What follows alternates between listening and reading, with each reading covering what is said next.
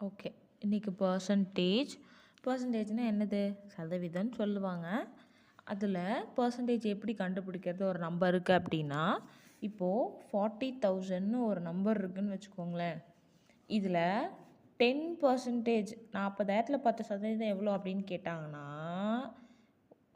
ஒரு சைபரை எடுத்துடணும். அப்போ எவ்வளோ வரும்? 4,000.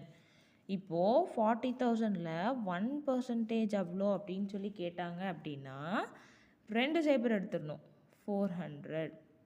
ஓகேவா? இப்போ 50% எவ்வளோ அப்படின்னா, 40,000ல பாதி பாதி எவ்வளோ? 20. அப்போ 20,000. ஓகேவா?